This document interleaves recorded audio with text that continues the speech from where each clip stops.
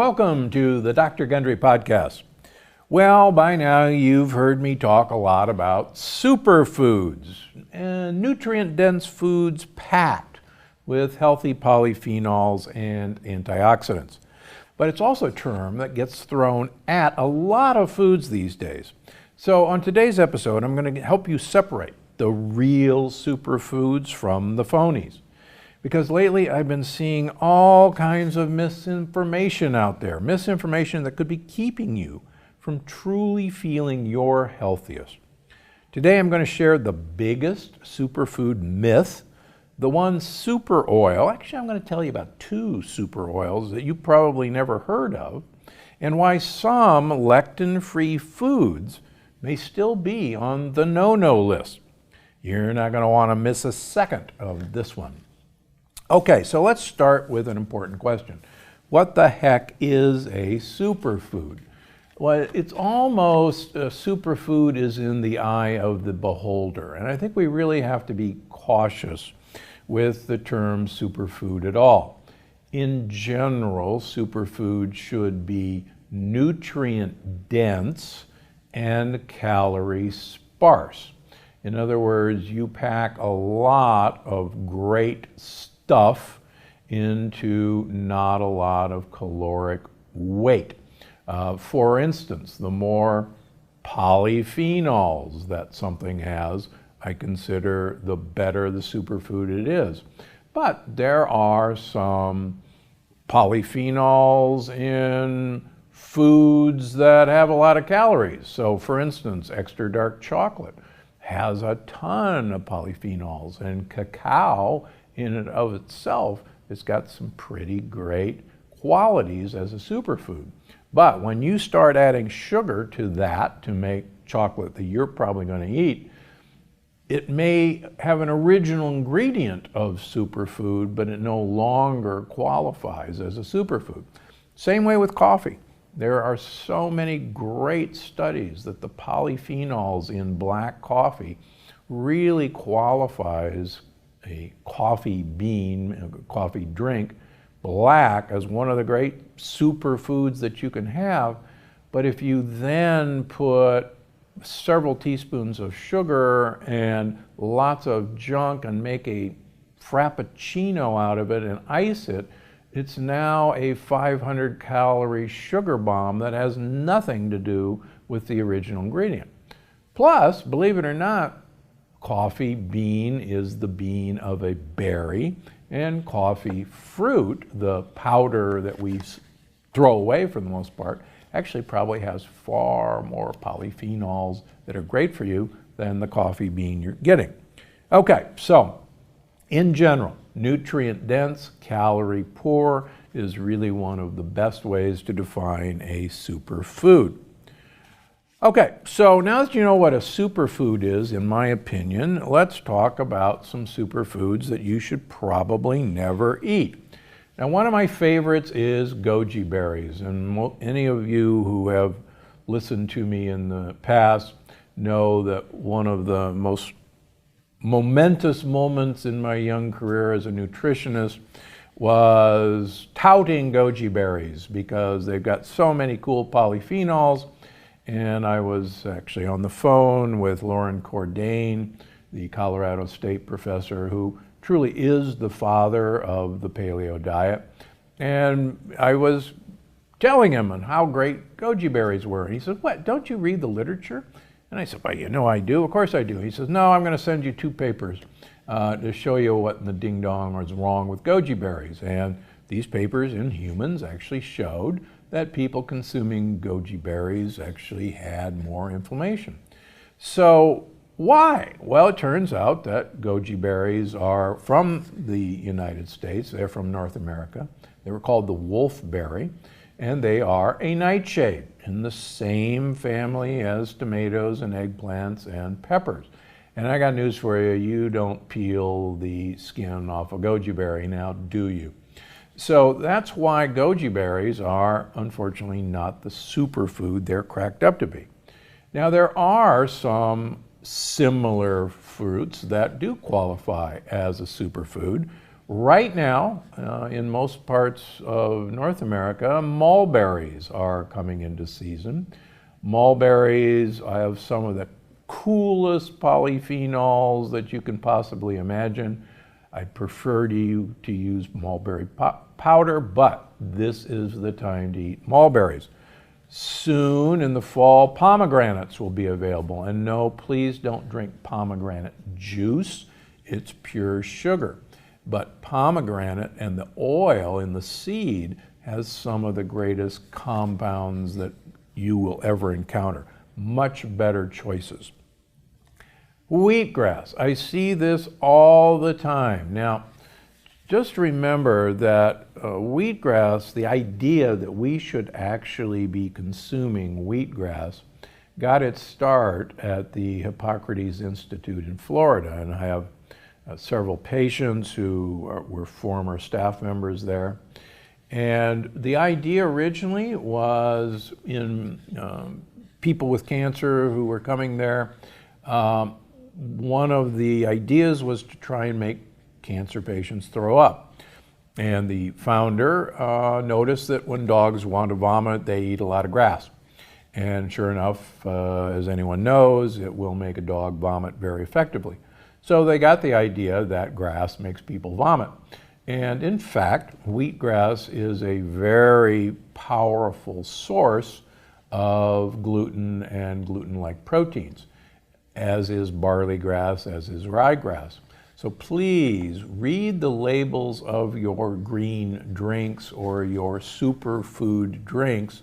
And if you see the word wheatgrass or barley grass or ryegrass, please run the other way. I have so many patients on a gluten-free diet who do not know that there is gluten-like materials in wheatgrass, and they have celiac disease, and when we take their green drinks away from them with wheatgrass, that was the thing that flipped the switch and made them no longer celiac.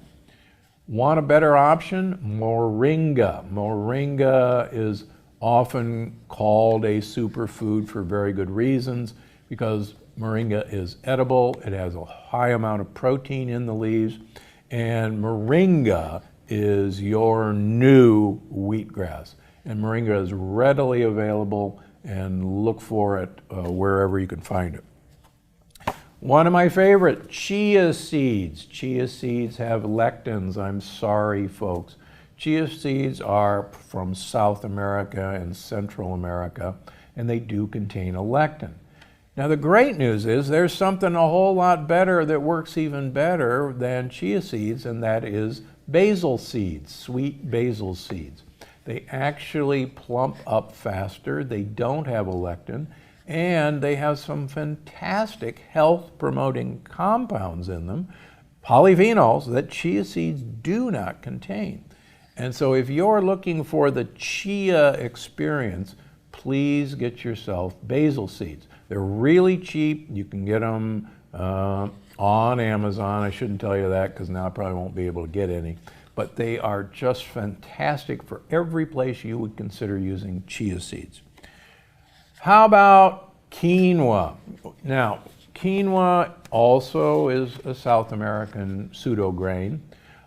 Yes, the Incas used quinoa. They used it as a major grain fuel source, but the Incas did not just throw quinoa in a bucket of water and boil it.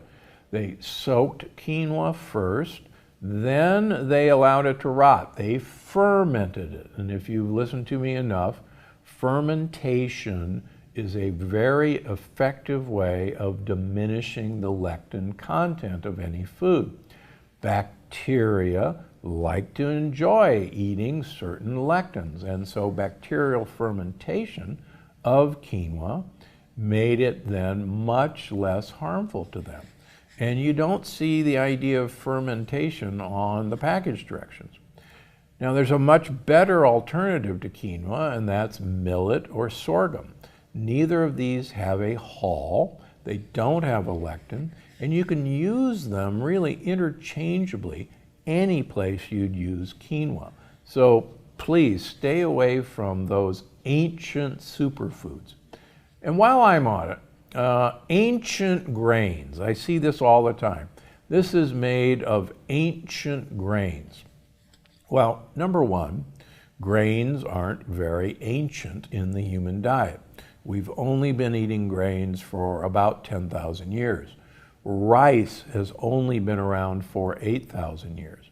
And if you think that ancient grains are any more healthful, let me remind you that the Iceman, the frozen man found in the northern Italian Alps, who is about 5,000 years old, who was riddled with arthritis and apparently a fairly young man, he had ancient grains in his pocket of his wrap. And I got news for you, that's where he got his arthritis. So there's nothing ancient about grains that make them any more healthy. They are not. So just when you see that buzzword made from ancient grains, they're going to make you ancient sooner than you would want. Okay, so here's another myth I want to address. And this keeps coming up, particularly in my patient population. And some people think that if a starchy food doesn't have lectins and it appears on the yes list, then it's okay for them to eat, and to eat in abandon. So let me explain why that's not true. So remember that a resistant starch or a starch is eventually going to turn into sugar. And how fast that starch becomes sugar is predicated really on how fast that you actually digest those starches, those long sugar molecules apart. So it's one thing to, let's say, take a taro root, cassava, and cook a cassava and eat it whole. And it's quite another thing to grind that cassava into a fine flour and then use it as a flour. What you've done in the process of mechanically breaking those starches down is you've broken those starches into finer and finer and finer molecules so that you're able to digest those starches quickly, as if they were sugar. And food companies have known this for a very long time. We didn't know they were doing it. So, for instance, you can take whole grain wheat or whole grain oats and pulverize it with a Swiss roller mill and make it into ultra fine starches. After all, wheat's mostly starch, and you will absorb that faster than if you actually ate straight sugar. And it will go into your bloodstream as glucose faster than if you ate straight sugar. So I see so many of my patients say, oh look, cassava chips, those are fine, or plantains, they're fine. And then they rush out and they buy cassava chips or plantain chips, and they're eating them by the bagful. And when they come in, number one, they've gained weight. Number two, their triglycerides are up. Remember, we convert these things first into triglycerides. And their insulin levels are up and their hemoglobin A1Cs are up. And they're shocked because they're eating safe foods. Well, they're not safe if you adulterate them into something that they originally weren't. So buyer beware. You're getting that plantain chip to dip it into guacamole as a way of getting guacamole into your mouth. You're getting that taro root chip not to eat a bag of taro root chips. You're getting it to get guacamole into your mouth, not to eat these things. And I just see it all the time. I see people go on millet crazes and their triglycerides go up, their insulin goes up. So beware. just because it's lectin-free doesn't mean it's safe to eat in abundance. Okay, now there are some foods that really can be good for you if you eat them the right way.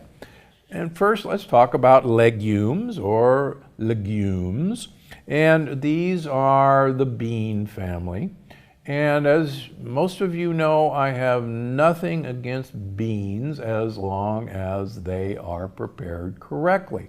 And that is, traditional cultures always soak their beans for at least a day. They changed the water every 4 to 6 hours and poured out that water because soaking does reduce the lectin content. And then they tended to cook these beans a long time. There was always a pot of beans on the stove.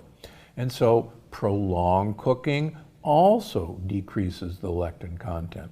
But the best way is to soak your beans and then pressure cook them. That's the quick and easy way to de-lectinize beans. Why are they a superfood? Well, it turns out that beans, lentils, actually have what are called polyamines, which, as I showed in the longevity paradox, really actually prolongs lifespan in all cultures and all studies. Also, you're going to learn in the energy paradox that there are some very interesting phospholipids in beans that may be of real importance to you and your mitochondria. Now, there are plenty of other ways to get phospholipids in your diet, and stay tuned, we're going to do a deep dive into phospholipids. But there are interesting phospholipids in beans that are worth your attention. Additionally, beans are loaded with prebiotics, prebiotic fiber. Remember, prebiotics are the sugar molecules that you and I can't digest, but our gut buddies think is the best thing that ever happened to them. And that's why that famous song that you all learned as a kid actually has some meaning. And you're actually going to learn more about that in the energy paradox. Beans, beans, that wonderful fruit, the more you eat, the more you toot. That's gas. The more you toot, the better you feel. So let's have beans with every meal. Pressure cook them, but don't have them with every meal because you don't need that much gas. Next, let's talk about the elephant in the room, and you know what I'm talking about, fruit. Those of you who remember my first book, Dr. Gundry's Diet Evolution, one of the mnemonics was give fruit the boot. What's so bad about fruit? Isn't it nature's candy? Well, in fact, it is nature's candy, but nature's candy has been bred to make it even more candy.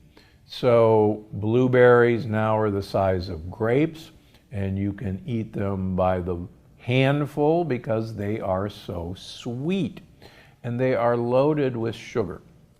As you're going to learn in the energy paradox, the main sugar in fruit is fructose, aptly named. Fructose is so poisonous that your body has a complete system that takes fructose and doesn't let much of it into your bloodstream, as opposed to glucose, which goes directly into your bloodstream. The most of fructose goes to your liver. And your liver, remember, is where things get detoxified. And it goes to your liver because it's a toxin. And it's turned into two primary substances. One is triglycerides, which you have measured on your cholesterol test every time you have that measured, and uric acid. Uric acid is what causes gout, which causes kidney stones, and which raises blood pressure. So, as you're going to see in the energy paradox, the triglycerides that fructose are made into are a fat called palmitate or palmitic acid. And spoiler alert, the more palmitate running around in you, the less energy you're going to have. So fruit, if you're looking for energy, fruit is probably the worst choice for getting more energy. Now, are some fruits safer? Well, yeah, some fruits are safer. In the berry family, which are the safest are blackberries and raspberries and mulberries and pomegranate seeds, as I mentioned before. Try to stay away from healthy apples, for instance. They again have been bred. Remember, Honeycrisp kind of tells you what that apple is all about. There weren't any Honeycrisp apples 30 years ago.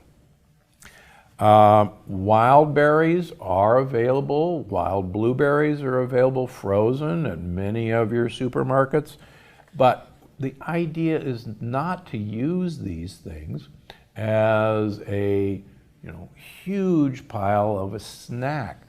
You can use them as a flavoring in salads, for instance. You can put a few, as we do in our blueberry pancakes made out of safe material. But you're not supposed to eat huge amounts of these things. Cherries. A few cherries is a wonderful thing, but when I see the people going out of Costco or Trader Joe's with gallon of cherries, and I talk to my patients and I see their blood work and see their triglycerides going through the roof and seeing their blood sugars going through the roof, I know where they've been and what they're eating. Finally, tomatoes. Remember, if something has a seed, it's a fruit. Even an avocado is a fruit, but it's pure fat and fiber and good fats to boot. Tomatoes are a nightshade. They contain lectins in the peels and seeds. So yes, you can have tomatoes if you peel and de-seed them. But here's the deal. I see so many people saying, well, tomatoes are so good for you because they have lycopene. And yeah, lycopene is a wonderful substance that may protect your prostate, may be useful for other things, but you don't need to get lycopene just in tomatoes. My problem has been is when people, even with a de-seeding and peeling them, are eating a lot of tomatoes, I start seeing that their triglycerides are going up. I see that their hemoglobin A1C is going up. I see that their fasting glucose is going up. And I see that their fasting insulin is going up because these are still fruits. Here's a tip. Get yourself a tube of tomato paste from Italy. The peels and seeds have been removed, the tomatoes have been concentrated, and you can squeeze out a little tomato paste and you'll get all the benefits of the flavor you want in tomato, the color you want in tomato, with none of the downsides. So that's my tip for the day on tomatoes. Okay, there are also some foods that are great for some people and actually harmful for others. Oxalates are getting a lot of talk. Oxalates certainly are very high in spinach. Spinach is #1 for oxalates. They're also quite present in kale and chard. Some of the cruciferous vegetables are high in oxalates. Now, oxalates, if you are sensitive to oxalates, oxalates can have an effect very similar to the effect that lectins have on people. Certain kidney stones are oxalate stones. And so if you've ever had a kidney stone, make sure you ask your doctor, was this a calcium oxalate stone or was this a uric acid stone? And they'll tell you. So if it's a calcium oxalate, do be worried about your tolerance for oxalates. I've always felt that most people who think they're sensitive to oxalates are actually more sensitive to lectins, and when we get the major lectins out of their diet, most of my patients can tolerate the oxalate foods.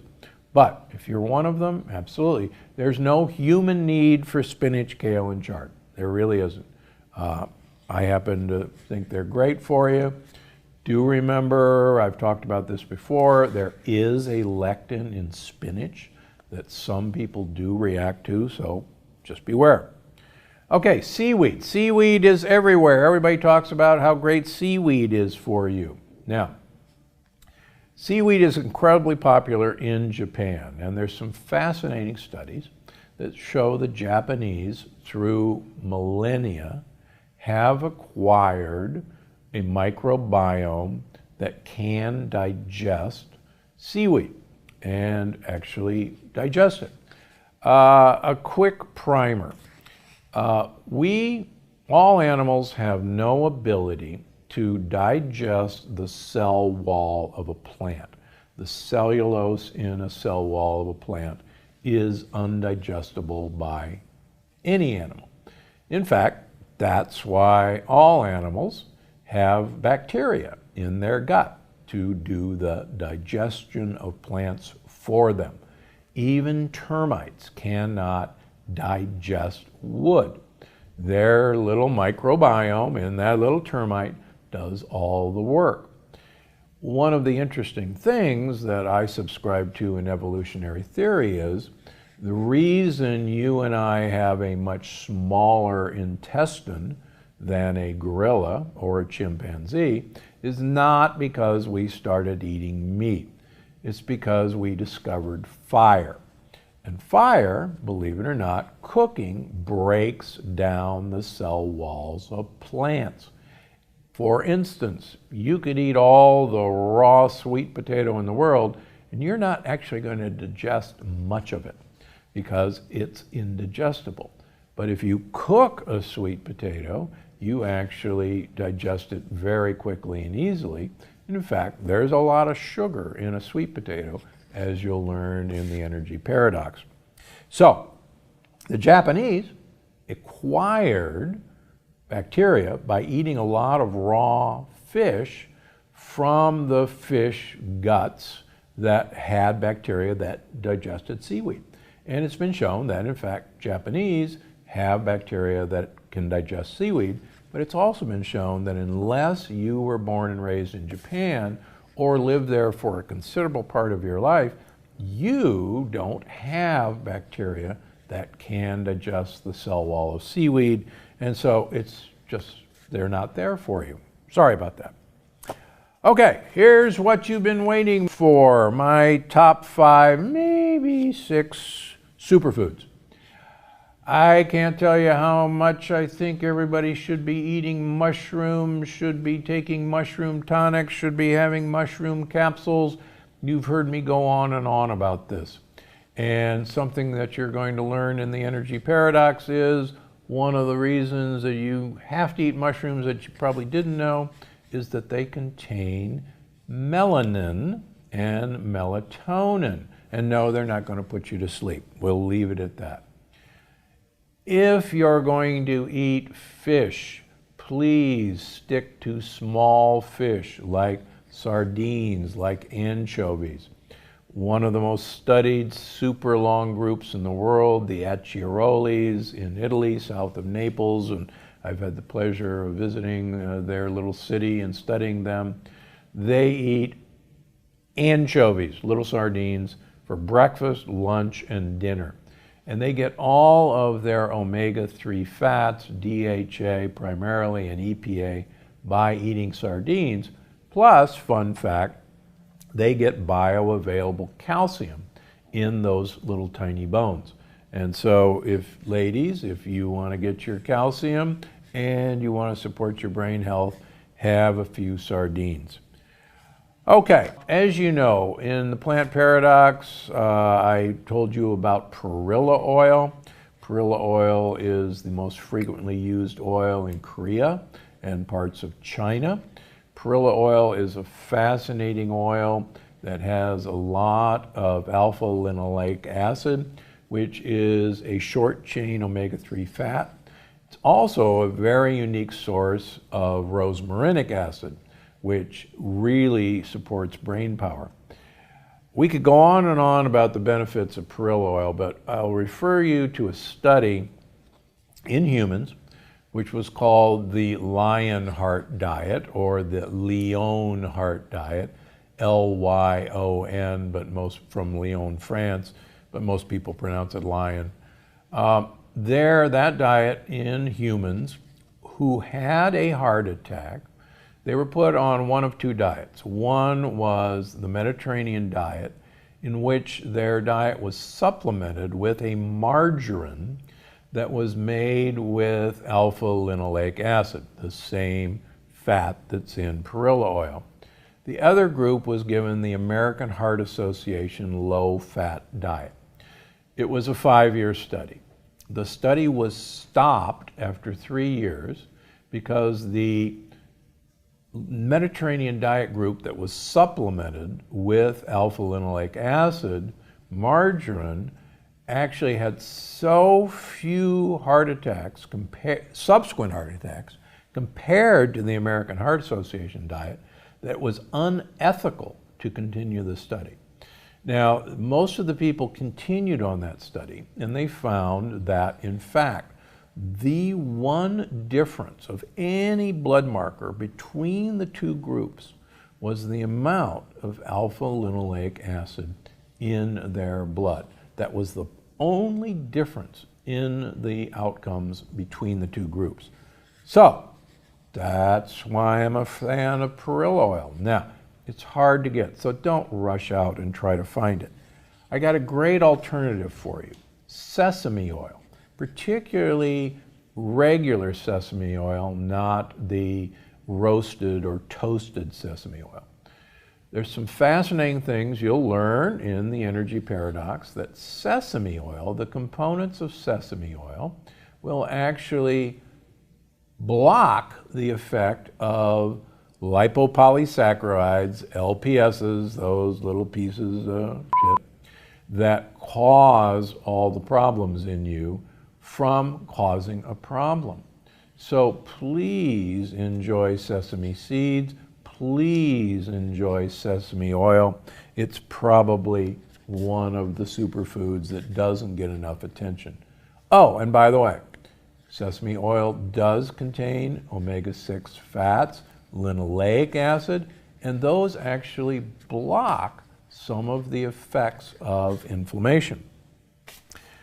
Superfood next is prebiotic fiber. The more prebiotic fiber, soluble fiber I can get into your diet, the better. My favorite vegetables in this category are the chicory family. Most grocery stores will at least have radicchio, what many people call that Italian red lettuce. It looks like a dense red and white small head of cabbage.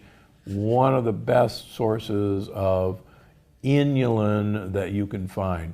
All the other chicory family, Belgian endive is really available. It's another chicory. Use that as a dipping chip for your guacamole. Now I'm going to tell you about a nut that I'm also very fond of that doesn't get its due, and that's pine nuts. Yeah, pine nuts come from pine cones. There was some fascinating research looking at cultures who ate squirrels that lived in pine forests. And they found that people who had a diet of squirrels as part of their diet not only lived longer, but were thinner than people who didn't eat squirrels that lived in pine forests. And that prompted a great deal of research looking at what the heck was in pine nuts that might have this effect. And so pine nuts actually have been used, and pine nut oil has been used to promote weight loss and to promote longevity. So here's the good news. You can even get big bags of organic pine nuts at Costco. I shouldn't have told you that either, because now I won't be able to get any. But this is something you should consider adding a small handful to your regimen every day. And if you don't like the taste, it's in pesto. And believe it or not, the pesto at Costco is pretty doggone good. And it may be that all those pesto-eating Italians, basil and pine nuts and Parmesan cheese and olive oil pesto may be one of the greatest superfoods or combination of superfoods you should have in your diet, at least on a weekly basis. Lastly, another nut that many of you haven't heard of, but if you've been watching the podcast, you know it, baruca nuts. So a baruca nut looks and almost tastes like a beer nut, those big brown peanuts that you sometimes associate with drinking beer in bars. So these have huge amounts of polyphenols. They have the most protein of any nut. They have very beneficial fats. And if you eat and buy baruca nuts, you will actually be helping indigenous people in Brazil to actually eke out a living. And if you haven't watched the Baruca Nut podcast, please watch it or listen to it. It's fascinating how these came about. I have Baruca nuts every day. Okay, so that's it. The superfood myths, what they are, what they aren't, how to get them in your diet. And I really appreciate you asking all these questions, because I'm here for giving you the best answers I have. And just remember, when I learned something that surprised me, that I thought I knew, you're going to be hopefully the first to find out, besides my wife, Penny. Okay, it's time for the audience question. Today's question comes from E. Shapiro on the drgundry.com blog, who asks, are squashes and pumpkins okay if, number one, no seeds or skin are eaten, and two, they are pressure cooked, and three, they are in season and local? This is a great question, and the answer is yes and no. Yes, they're okay if no seeds or skin are eaten. Two, they're pressure cooked, and they are in season and local. But here's the proviso. These are fruits. Any vegetable with seeds is not a vegetable. It is a fruit. Yes, I know we call them vegetables, that they're not. Just like a tomato is not a vegetable. It's a fruit. Fruits have sugar. Fruits have fructose. And so I have a great number of patients who have pre-diabetes, who have type 2 diabetes, who are type 1 diabetics, and who have elevated insulin levels, particularly the type 2s and the pre-diabetics. And these still act, when people eat these, and they do, as if they were actually eating fruit. So if you're part of the 80% of Americans who are pre-diabetic or diabetic, that's 80% of Americans with an elevated insulin level, please, please, please, there is no need for these fruits in your diet. Yeah, they may be delicious. Yeah, I like pumpkin pie as much as anybody. But these are certainly not essential for your health, but more importantly, they may, under the guise of a healthy food or even a superfood, may actually be hurting your health. And I recently spoke with Dr. Dale Bredesen, my good friend, who wrote The End of Alzheimer's, and I'm going to plug his upcoming book, The End of Alzheimer's Program. And he, like me, warns against these high sugar-containing vegetables as really something we all want to avoid in our diet. Sorry about that, but it's true. Okay.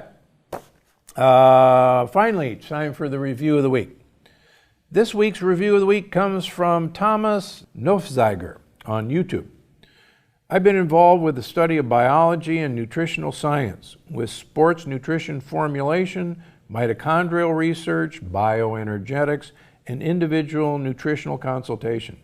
In all that time, I've not come across anyone as impressive, research, generous, experienced, and articulate as Stephen Gundry. The longevity paradox is a gem of gems. Same for the plant paradox. I'm about to read the former for a second time. Inside is information that ought to be memorized and further researched. Tomas, the check is on the way. Thank you very much.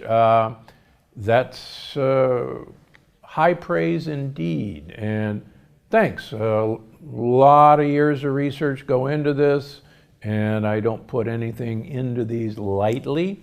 And thanks for recognizing the work I'm doing, because I'm Dr. Gundry, and I'm always looking out for you, and you, Thomas.